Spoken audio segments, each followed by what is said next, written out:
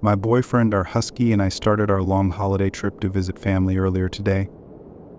14 hours of this journey would be on a major U.S. interstate highway. While looking for a place to make our last gas stop, we found a station just off the highway.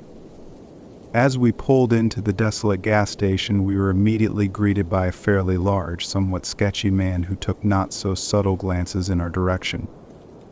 Joking nervously, we both thought we might have chosen the wrong gas station, and we were right. My boyfriend suggested that while he pumped the gas and used the restroom, I should take our dog out to stretch his legs. Being a city girl, I always carry my Mason phone, especially at night. We went our separate ways. He headed to the restroom while I walked with our husky towards an ill-lit patch of grass near the gas station. I hadn't gone more than 30 feet from the car when a small chihuahua at the collar appeared, happily greeting our husky. While the dogs got acquainted, I looked around for the chihuahua's owner but didn't see anyone. The little dog followed us, and my first instinct was to help find its owner. Still, something about the situation felt off, even more so since we'd pulled in. Feeling uneasy, I called my boyfriend and told him I'd found a dog, but that something felt weird.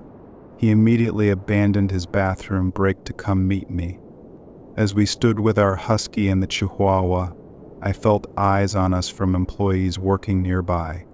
My boyfriend expressed concern about the dog being so close to the highway and decided to ask one of the employees if they knew who owned the dog.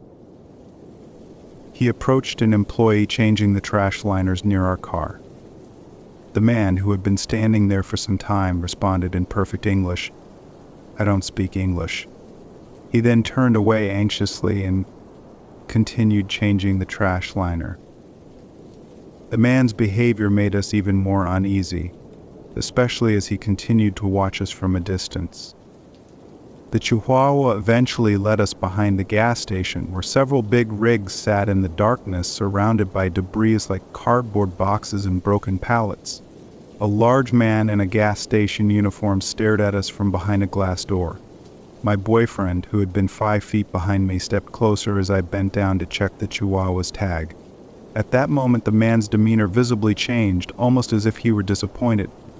He opened the glass door and, nervously fumbling his words, claimed the dog was his. Relieved yet suspicious, we quickly left and returned to our car. My boyfriend remembered he still needed to use the restroom, so I waited in the locked car. When he returned, he told me that the same man from behind the store had followed him to the restroom and stood there watching him. As we drove away, we reflected on how surreal and creepy the past 15 minutes had been. The entire situation felt staged. Why had the first employee pretended not to know about the dog when it belonged to his coworker? Out of curiosity, we Googled the small town we had stopped in. To our horror, we discovered it was a hot spot for human trafficking. In recent months, over 60 people had been arrested there. Was this just a series of eerie coincidences? Or was something more sinister at play? Either way, we were grateful to leave that place unscathed.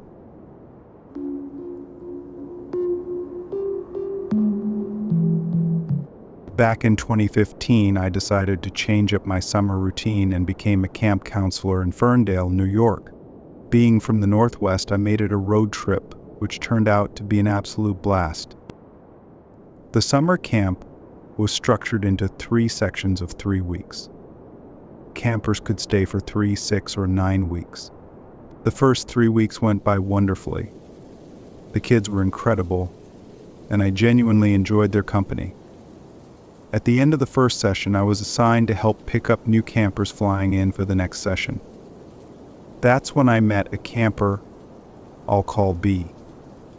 He was an overweight, emo-looking kid who reminded me of early 2010 Justin Bieber, dressed all in black and keeping to himself. I tried to strike up a conversation, but it didn't last long since I had other campers to greet as well. During the 2.5-hour drive back to camp, I was distracted by my co-pilot flirting with me, so I didn't notice much about B. When we arrived at camp around 6 p.m., One of the campers rushed up to me, clearly upset, and told me about the things B had been saying during the ride. According to her, B talked about cocaine, flashing girls, and child pornography. I was horrified. The girl looked deeply disturbed, and I assured her I would address it immediately.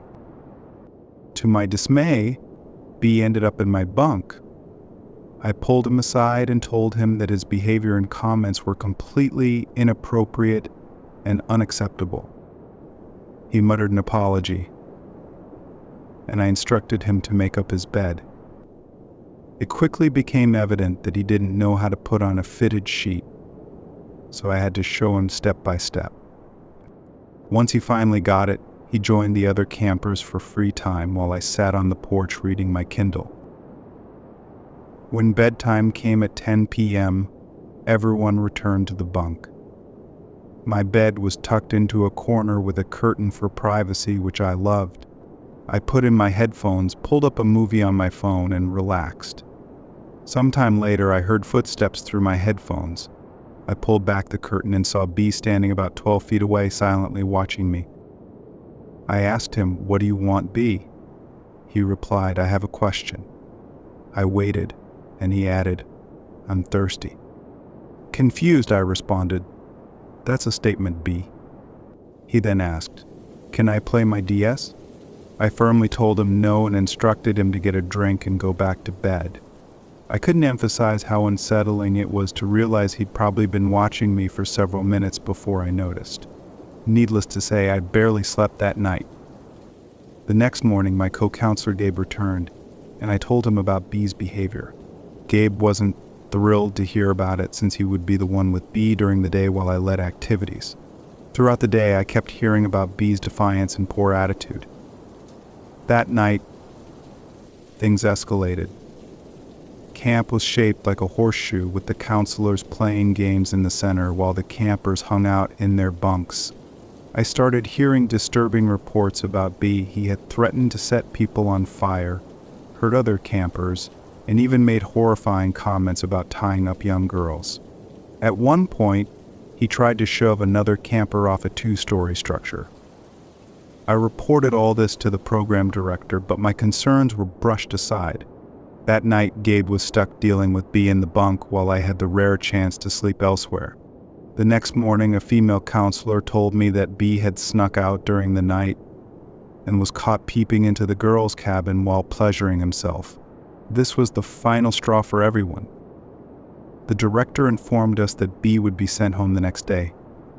However, that last day was a nightmare. B cursed at counselors, defied every instruction, and even tried to grope other campers. During the evening loo, he stuck his hand into a tiki torch flame and made a scene. Later, he was caught stalking and harassing girls. The situation was so severe that my fellow counselors and I took shifts watching the bunk to ensure he didn't try anything overnight. At one point, we heard grunting and opened the door to find B on his bed, spread eagle, speaking in a disturbingly deep voice about blood. We shut the door and tried to pretend we hadn't seen it. The next morning, we discovered his final act of violence. B had taken a birdhouse and used it to beat another camper until the boy was bloody and unconscious. The police were finally called, and B was sent home. I tried to talk to him before he left, hoping to find some humanity in him, but his response was pure malice. To this day, he remains the only person I've ever met who I truly believed was evil.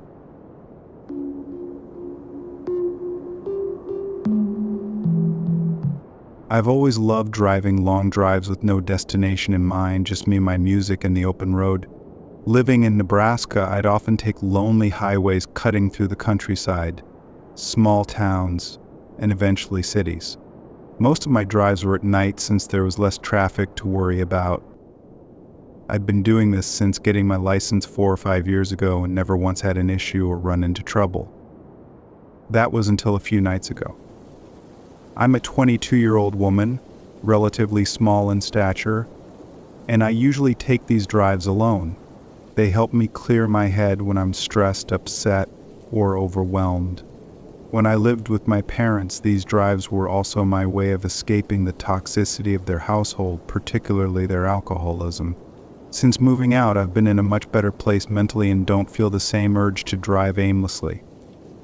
But that night, I was overwhelmed with personal issues I'd rather not get into here. Feeling restless and irritable even around my boyfriend, I decided a drive might help me regain some focus. My boyfriend was understanding and told me to be careful and not stay out too late. I promised him I wouldn't and left. For about 30 minutes, I drove around the city, but I still felt uneasy. I decided to head further north, taking a familiar, dark, and winding one-lane highway. I maintained a steady 65 miles per hour, slowing down for the sharper turns just in case a deer decided to jump out. The snow-covered fields and barren trees stretched endlessly in the dim moonlight, creating an eerie atmosphere. The complete lack of traffic made it feel like I was the only person left in the world. By now, it was just after 11 p.m. I told myself I'd turn back toward the city once I reached a familiar roundabout about 20 minutes away. Though the scenery was unsettling, I wasn't particularly worried. After all, I was alone, with no other motorists in sight. Or so I thought. As I rounded a bend, I saw a vehicle up ahead with its hazard lights flashing. It was a dark sedan parked partially on the shoulder and partially jutting out onto the road, as if it had been abandoned in a hurry. The driver's side door was wide open, and as I slowed my car to pass, I noticed what looked like blood smeared on the inside of the door. There was no one in the car or on the road, and my cell phone had no reception typical for this remote area. I've watched enough Criminal Minds and read plenty of true crime stories to know that this had danger written all over it. Yet, a small part of me worried someone might be hurt and in need of help. The temperatures were well below freezing, and there wasn't another car in sight. I slowed my car further and rolled down the passenger window slightly. Turning off the music, I called out, "Hey, is anyone there? Are you okay?" There was no response. I hesitated, then called out again, "What happened? Do you need help?" After a moment of silence, I heard rustling from the trees nearby, followed by a gruff voice saying, "Yeah." At first, I felt relieved, thinking I'd found someone who needed help. But as I inched my car forward, I noticed three things almost simultaneously. First, the sedan showed no visible damage, which struck me as odd given the blood inside. Second, in my rearview mirror, I saw someone emerging from behind the sedan and quickly approaching my car. They weren't injured, nor did they have any blood on them. What they did have was a mask like something out of the Purge movies. Finally, I noticed they were holding something in their hand, possibly a tire iron or crowbar. Panic surged through me. Without thinking, I slammed on the gas, speeding away as fast as I could. My heart raced, and my entire body shook as I gripped the wheel tightly. The window was still partially rolled down, so I could hear the man shouting, though I couldn't make out his words. Just as I thought I was in the clear, I glanced in the rearview mirror and saw a second man emerge from the trees. He was wearing the same type of mask. I kept driving as fast as I could, breaking every speed limit law in the process. When I reached the roundabout, I turned toward town and headed straight for the Walmart parking lot.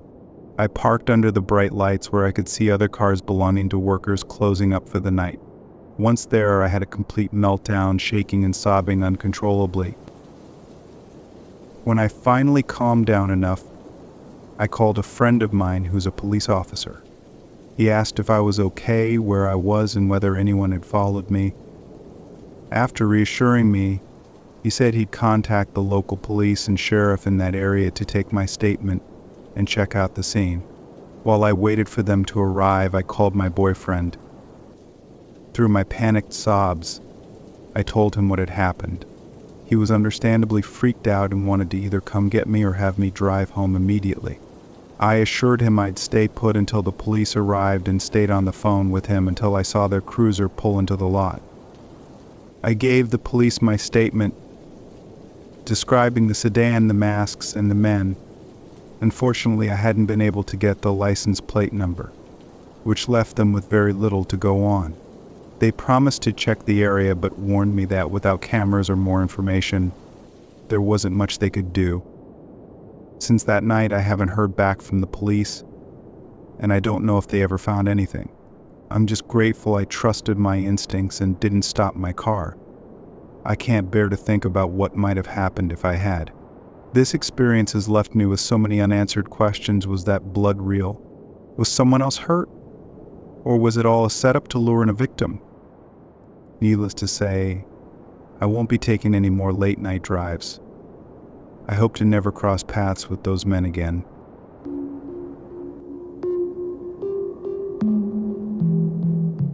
This happened on a Saturday. My girlfriend Tess, my puppy Jack, and I were getting ready for a road trip. The plan was to meet some friends at their house and then start the trip from there. On the way to their house, at around 11 a.m., a white car with all tinted windows cut us off and brake checked us. It was so sudden that I had to slam the brakes and swerve to avoid an accident. Immediately furious, I honked and flipped the driver off. Looking back, I really wish I hadn't done that. The driver rolled down his window, waved his hand over, and gestured angrily at us. He slowed down, moving into the other lane so our cars were parallel. He was yelling and gesturing wildly, his anger unmistakable. I tried to gesture for him to calm down and focused on ignoring him as I continued driving. Despite this, he stayed right next to us. Eventually, I sped up to try and create some distance, but he quickly revved his engine, swerved in front of us, and brake checked me again. I had to swerve into the other lane to avoid hitting him. He matched my speed once more, gesturing and screaming as we drove down the avenue. Suddenly, he reached into his lap and pulled out a glass bottle. Without warning, he threw it at my car, and it shattered against the side of my vehicle. Tess was hysterical at this point, and Jack had hidden under the passenger seat, terrified. I went into adrenaline mode and turned down different streets, trying to lose him. He followed us closely, throwing another glass bottle that shattered against the back window. I told Tess to call 911 while I sped down a 2-lane street leading up a hill. Tess frantically explained the situation to the dispatcher, giving details about the man's car and appearance. At the top of the hill, I came to a stop at a red light. The man pulled up behind us, got out of his car, and walked toward mine. In my rearview mirror, I saw him reach into his car and grab something, tucking it into his shorts. As the light turned green and the car in front of me drove off, I floored the gas and turned onto the next avenue. Within a minute, he caught up with us again. I was still on the phone with 911, updating them on our location as I sped through the streets. Tess was crying, panicking as I weaved between cars going 20 miles per hour over the speed limit. The dispatcher told me to drive to the nearest police station, so I headed in that direction. At the next red light, the man pulled up behind us again. This time he got out of his car, walked up to my window, and yelled, "Do we have a problem?" "Don't flip me off, man." I tried to gesture that we didn't have a problem, but he wasn't satisfied. The dispatcher urged me not to engage with him. I floored it through the red light, and he followed, continuing to chase us as we neared the police station. Just a block away from the station, we got stuck at a busy intersection, boxed in by other cars. The man walked up to my car again, slapped my window with his palm, and demanded, "Is there a problem?" I kept my hands visible and calmly said, "No." He paused for a moment, said "Good," and walked back to his car. Then he sped off.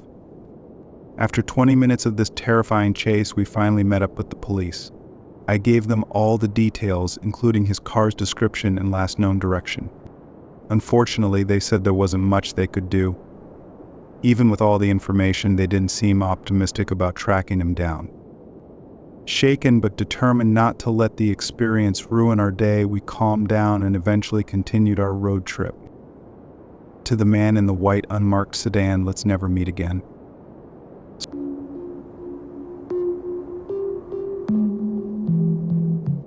I'm fairly new to Reddit and even newer to Let's Not Meet. I've enjoyed being creeped out by all your stories, and now I'd like to contribute one of my own. When this happened, I was 8 years old, traveling with my mom and little sister on a road trip across Wyoming. This wasn't unusual for us since we had family scattered all across the state. My mom loved piling us into the car and driving for hours. My memory of this particular event is patchy, but I remember it vividly because of how my mom reacted more than the event itself. I don't recall exactly where we were headed or the specific location, but anyone who's driven through Wyoming knows how deserted the roads can be. We had been driving for several hours behind an older green and white truck when we approached a gas station. My little sister was excited, begging for those little juice-filled wax bottles as we pulled in. The green and white truck pulled into the gas station ahead of us. We stopped to use the restroom, grab snacks, and fill up the tank.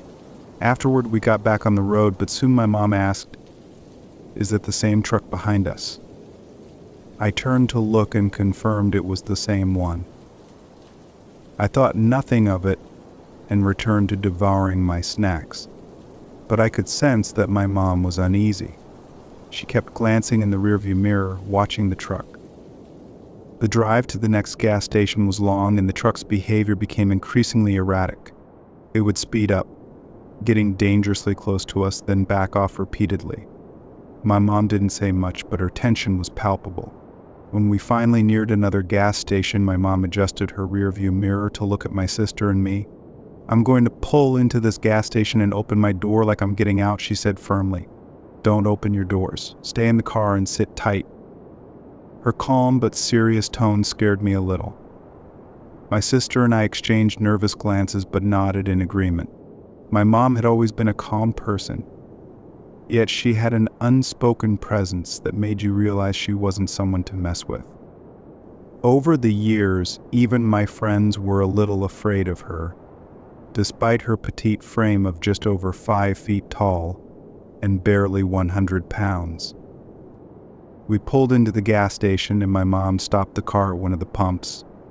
She adjusted her mirror again to check behind us, opened her door while keeping the engine running, and pretended to get out. The green and white truck pulled in shortly after, parking just off to the side of the entrance. Its driver, a large man, got out, popped the hood of his truck, and began fiddling with something under it. His back was to us, but from my vantage point, he seemed unnecessarily focused on the engine. After only a few seconds, my mom slammed her door and sped out of the gas station. I turned in my seat to watch the man. He seemed startled, turned to look at us, and quickly slammed his hood shut. He hurried back to his truck, but by then my mom had driven so fast that we were out of sight. I was terrified. My mom never drove like this, and it was clear something was very wrong. Up ahead, the road bent sharply to the left, but just before the bend there was a small side road leading to a few buildings. Without hesitation, my mom slammed the brakes, pulled the steering wheel all the way to the right, and slid into the side road as if we were in an action movie. She drove through the parking lot of one of the buildings and parked behind it, where we were hidden from view but could still see the main road. A few minutes later, the green and white truck sped past us, taking the sharp bend in the road. My sister and I were shaken, and my mom finally broke the silence. "Do either of you need to use the restroom?" she asked. When I said yes, she replied, "We'll have to wait until we get to the next station." Then, in an uncharacteristic moment of bluntness, she added, "I'd rather piss my pants in this car than be murdered on the side of the road." After waiting for some time to make sure the coast was clear, we got back on the road and continued our trip. Thankfully, we never saw that truck again. To this day, I think about that man and his green and white truck. What were his intentions? Was it all just strange coincidence? I don't know, and I don't want to. What I do know is that my mom's instincts likely kept us safe that day.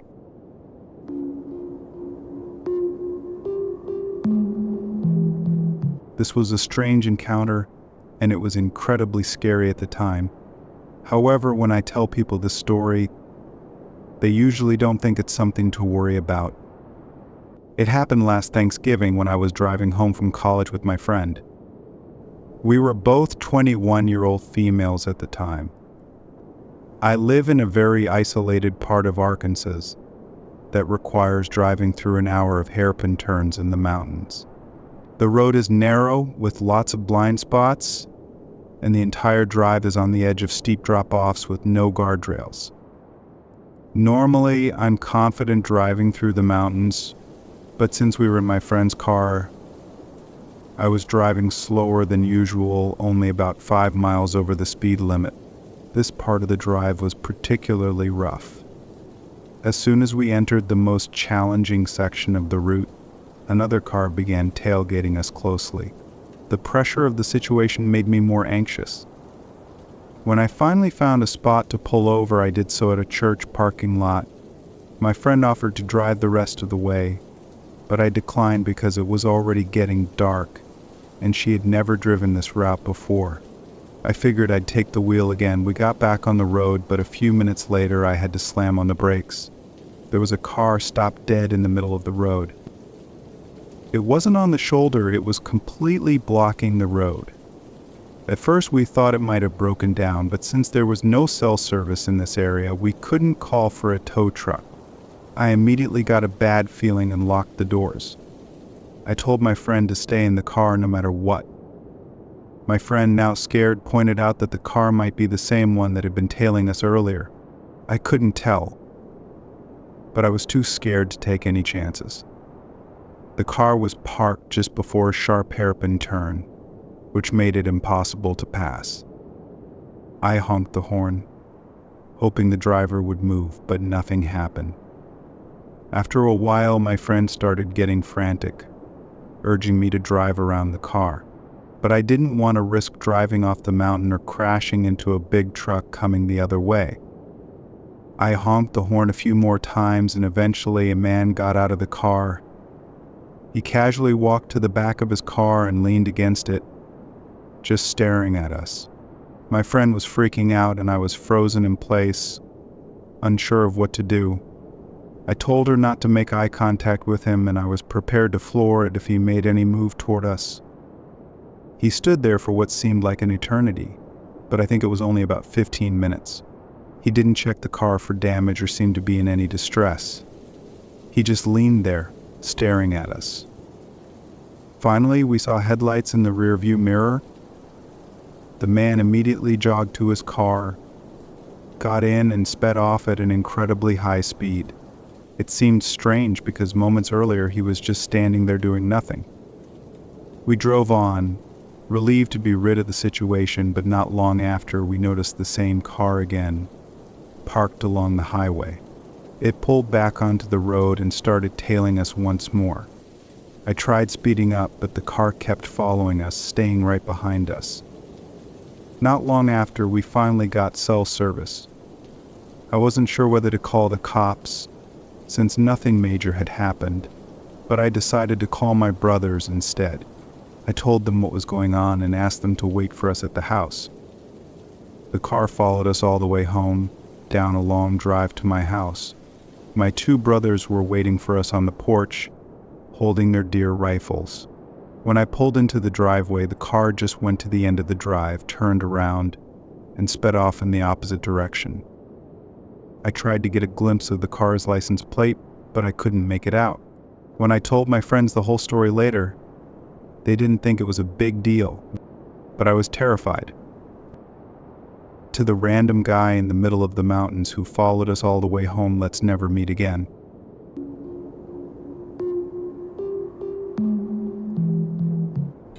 I had some spare time this night, and after chugging a few coffees earlier in the day, I figured I'd use the energy to go out and make some money. I was delivering for DoorDash, cruising on the highway to my next delivery. It was super late, the roads were empty, and the night was very peaceful, basically every delivery driver's dream. On my way there, though, my phone started buzzing. It was the customer calling me, but before I had a chance to answer, they hung up.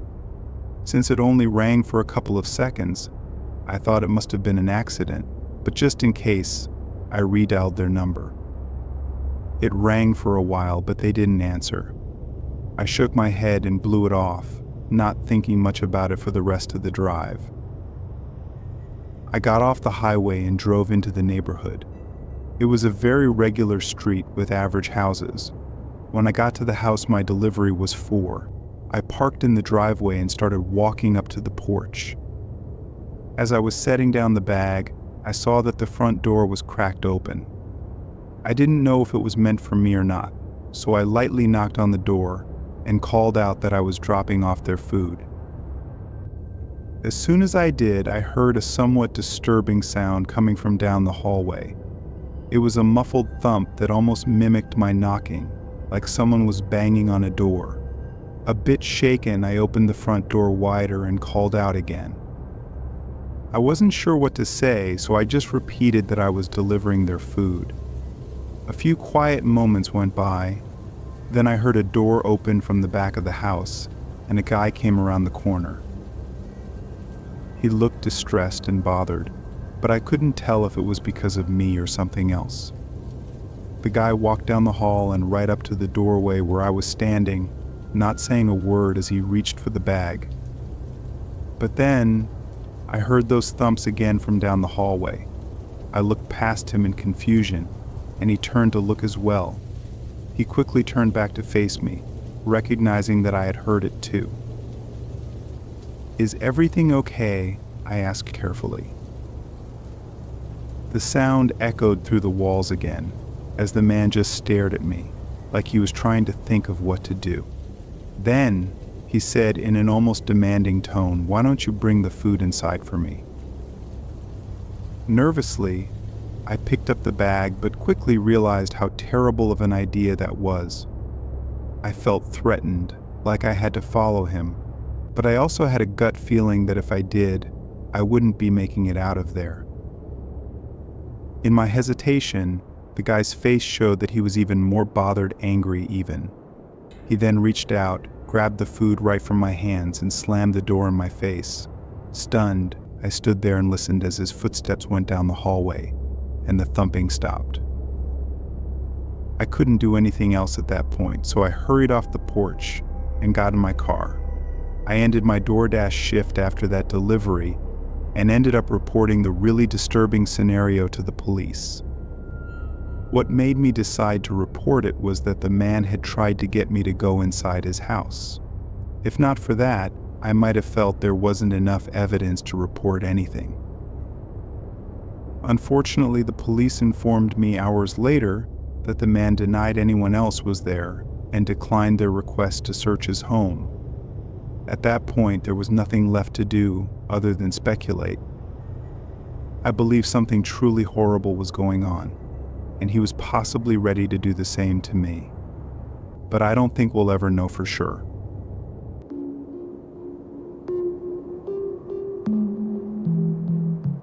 I was driving back from a friend's house who lives an hour away. We lost track of time, so I didn't leave until around 2 a.m. I was really tired, and the drive was really boring. Most of the way home was a long, straight road that didn't seem to have a single other car on it. For the first 20 minutes, it was just me staring at the endless pavement ahead and trying not to let my eyes shut. Then my headlights suddenly lit something up on the road ahead of me. I couldn't tell what it was at first, but as I got closer, I had to slow down and eventually stop. There was a semi-truck parked in the middle of the road, blocking both lanes. I sat there for a few seconds, having no clue what I was seeing. At this point on the road, we were at least 30 minutes from town, and there was nothing out here. The only reason anyone would stop out here is if there was an emergency. I looked to the right of the truck, and there might have been enough room for me to get around the trailer, but there was a steep hill on the shoulder that would have been really risky to drive on the edge of. The other side of the truck had trees too close together for me to drive between. After being there for a whole minute, I figured this had to be an emergency, and that my best, and maybe only, option was to check on them. I got out of my car and began walking up to the front of the trailer. I remember how quiet it was outside, like the night was completely still and empty. As I got up to the front, I realized the light was on in the driver's cabin. I went up to the door and lightly knocked on it, then called out, asking if they were okay. The window was too high up to see through, so I couldn't see anything from the ground. After a few seconds, there was still no response. I called out again, but there wasn't even the sound of any movement inside. My gut was telling me that something was seriously off about this. I looked down the road ahead, then back at the road I came from, seeing nothing but fog in the distance. It only reminded me how far away I was from anyone else. I grabbed the side of the door and lifted myself up onto the steps, then looked inside the window. There was stuff scattered everywhere, almost looking like they had crashed or something, making the whole cabin a total mess, but nobody was inside. Then I noticed the door on the other side was wide open. I stepped back onto the road and began walking around the truck to investigate the open door, but stopped in my tracks when I saw a man in the forest walking up the side of the hill. He was tall, with shoulder-length hair, and had a very disheveled appearance. "Hey man, are you okay?" I asked. The man didn't look at me, but continued coming up from the forest and onto the road. In the faint light coming from my headlights, I saw dark red stains all over his clothes, and his face was covered in dirt and grime. Thinking he was clearly not okay, I offered to help, but he continued to not even acknowledge me. That was until I said I could call 911 for him. He immediately stopped walking and shot a look at me, holding eye contact for a few long seconds. "I'm fine," he said in a deep, threatening tone. I stopped talking and watched him get into the truck. I rushed back to my car as the truck started driving away. I turned around and drove right back to my friend's house, where I called 911 and gave every detail I could remember. Unsurprisingly, the case never went further than that. What happened on that road is still a mystery, one that terrifies me. The way the truck was stopped, being sideways, with the cabin looking as chaotic as it did, makes me think something or someone forced them to stop. What happened afterward is debatable, but the man I saw probably wasn't the original truck driver. I think we can all assume what likely happened in the forest below the road.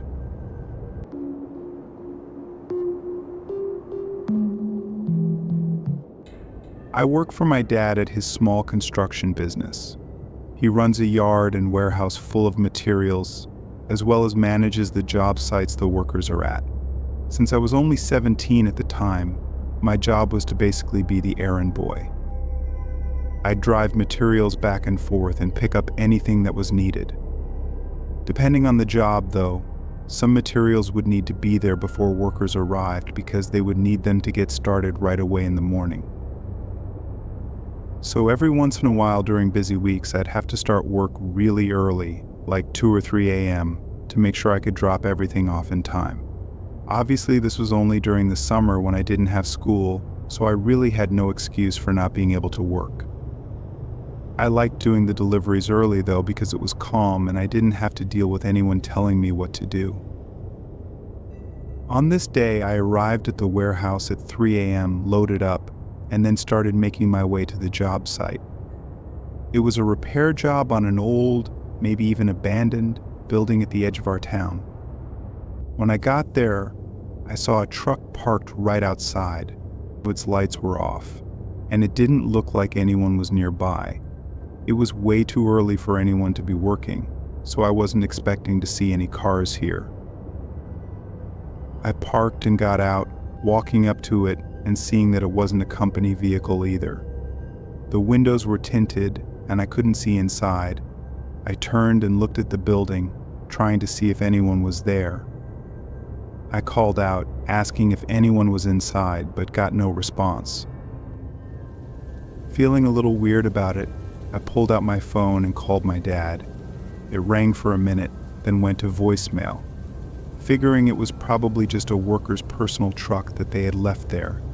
I went back to my truck and started unloading the materials. It took probably an hour, then I got back in and started to drive off. As I left the area though, I looked in my rearview mirror and suddenly the truck's lights turned on. I practically slammed on my brakes, stopping on the side of the road and watching as the truck started to back out. Someone had been in there the whole time. I was sure it couldn't have been a worker because they definitely would have responded to me. I sat and watched as they made their way out of the parking area and onto the road. I grabbed my phone and quickly dialed my dad's number again. While I waited for him to pick up, I looked over and saw the truck had stopped right next to me. I stared at their window, knowing someone behind it was probably staring at me.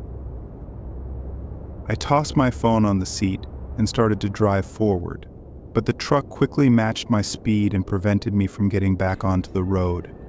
There was nowhere else for me to go. To my left were trees, and to my right was this truck blocking my way. I started to panic, putting the car in reverse and trying to back up. The truck did the same until they tapped the side of my car, making me lose control and slide completely off the shoulder, hitting the side of a tree. The truck quickly stopped right at the top of the road as if they were going to get out. But then, their brake lights suddenly turned off again as they put it back in drive and sped away. Just 20 seconds later, another car pulled up to the side of the road, and a man got out and ran up to me, asking if I was okay. I didn't know his name at the time, but it was one of the workers who was just arriving at the job site. He only saw the last bit of what happened, but said he recognized the other truck as Samuel's, who was another worker my dad had hired a few months ago. As it turned out, a bunch of tools and materials were missing from the job site, adding up to almost $10,000. And that was just from that one night. He could have been slowly stealing a few things at a time over the past few months. I think what happened that night was that Samuel thought that by me seeing his truck, it would eventually all get traced back to him, and he'd get caught, so he tried to stop me. I don't know what he would have done to me, but considering I was the only witness, it's likely that he wouldn't have gotten caught as long as I was never seen again.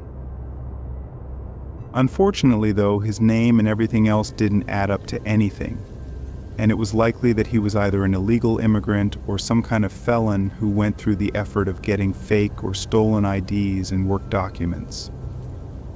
I was never expecting something like that to ever happen, but at least it's really unlikely that I'll ever see that man again.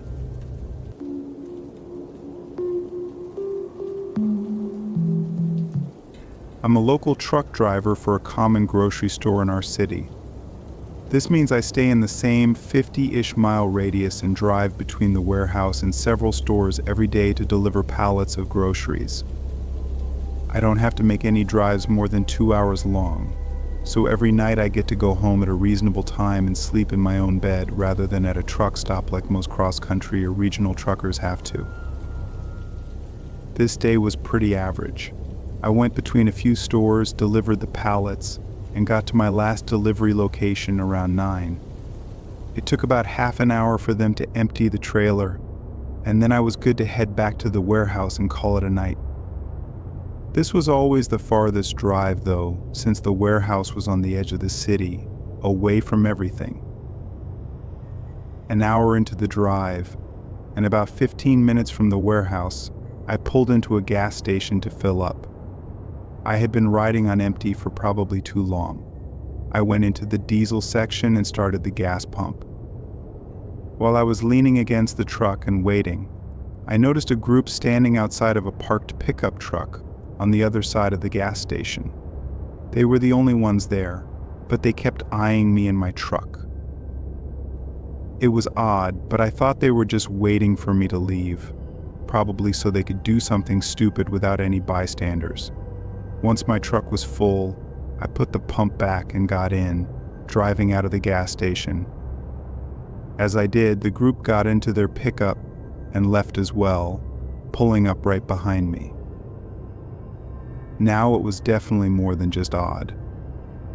I still didn't know exactly what they were planning to do, but they weren't even trying to hide it.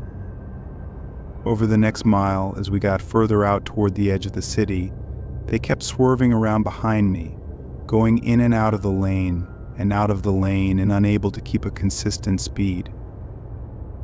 I grabbed my phone from the mount and called the police to report the group for reckless and possibly drunk driving. Being in a huge semi, I didn't feel unsafe, but I was more worried for anyone else who might be on the road. After a couple more minutes, they swerved into the lane next to me and sped up until they were right across from my window. I looked down at them, seeing a few guys looking at me and saying something to the others. Then they sped up again and slammed on the brakes right in front of me. I had no choice but to brake as well, stopping just before ramming into them. As soon as I did, all 4 doors swung open, and 4 of them came running to either side of my truck, trying to open the doors and get in. I immediately went in reverse, trying to put some distance between us before I put it back in drive. My only choices were to take a chance at driving off the road, which might make my trailer topple over, or I could ram through their pickup. Obviously, I went straight through their truck. All 4 of them ran off the road just before I hit it, and after 30 seconds, I was long gone. By the time I got to the warehouse, the police had shown up to the scene, finding their pickup on the side of the road and all 4 of them standing by it. As the officer put it, they were all intoxicated but not willing to cooperate in explaining what they were doing. Whatever they were trying to do, it was pretty scary having 4 drunk and aggressive guys trying to break into my truck. Although it all happened so fast and maybe doesn't seem that bad, I think if I hadn't acted so quickly, it easily could have escalated to something truly awful. But there's really no way to know what could have happened.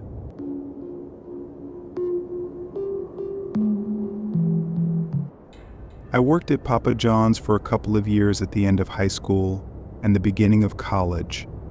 I delivered pizzas and sometimes helped with cleaning and other tasks because I worked nights. This was my usual 4-to-1 shift on a slow weekday. By 10, we weren't getting any more orders, so we started cleaning and preparing for closing so we could leave right at 11. But at 10:45, the store phone started ringing. I let my manager pick it up, and from what he was saying, I knew someone was placing an order. Despite my shift ending in 15 minutes, I still had to deliver the order, so I was visibly annoyed. I waited for the pizza to be ready, then left just before 11. The address wasn't too far, I think just under 10 minutes away, but when I got there, I was a little confused. There was a long driveway going into the trees, but I couldn't see any houses or lights at the end. I looked back at the map, zooming in and seeing that there was a house that was just really far down the driveway. I turned onto the driveway and put my brights on. After the first part that connected to the main road, it became a gravel path, and it was honestly hard to follow because it was thin and the trees were really close to the sides. Eventually it opened up a bit, and across a small field was an old wooden house. It was too big to be a cabin, but it definitely gave off that middle-of-the-woods cabin type feeling. There wasn't exactly a place to park, so I just stopped on the gravel and got out. A few of the outdoor lights were on, but they weren't bright at all, and most of the woods surrounding the area were completely dark. I started walking up to the door, hoping to do this quickly because something was starting to make me feel off about this place. I got up to the porch, and just before I knocked, I heard something behind me. It was leaves crunching in the woods near the gravel driveway that I had just come from. I looked out there for a second, but it was too dark to see anything, so I turned back and knocked on the door. While I waited, I looked back at my car, wishing I had left the keys inside so the headlights would stay on. Even from the porch, It was hard to see anything more than just a small glare coming from the plastic reflectors. The rest of the car wasn't visible, falling past the dim light coming from the house. I heard footsteps inside, then the door opened. It was an old man with short black hair and glazed over eyes. "I have a Papa John's pizza order for you," I said, holding out the box. There was a slight pause before the man slowly reached out and took it, looking me in the eyes the whole time. He set it down on a table next to him and got his wallet out, slowly counting through some cash. That's when I heard it again, leaves crunching behind me. I looked over my shoulder toward my car, where I heard the noise coming from, but just when I thought I might have seen something, the man grabbed my shoulder. "Here for you," he said, holding out some cash. I took it, then quickly looked back at my car but didn't see anything. A few seconds later, I was shaken by the man slamming the door behind me. Before leaving the porch, I got my phone out and turned on the flashlight, then hurried back to my car, shining the light in all directions but not seeing anything. I got in and made a small U-turn, then drove out of there. My unsettling feelings stayed with me the whole drive back. After clocking out, I did a quick walk around my car. For the most part, everything looked okay, but once I got a closer look, I noticed some scratches near the passenger door handle that I didn't remember being there before. I couldn't verify anything though, and even if I could, I don't think there's really anything I could do. But I think someone was out there in the woods trying to get into my car without me knowing. Maybe it was all just a setup. I can't really say for sure, but if they had gotten in, there's a chance they would have hidden in the back seat and waited for me. What would have happened after that is best left unknown.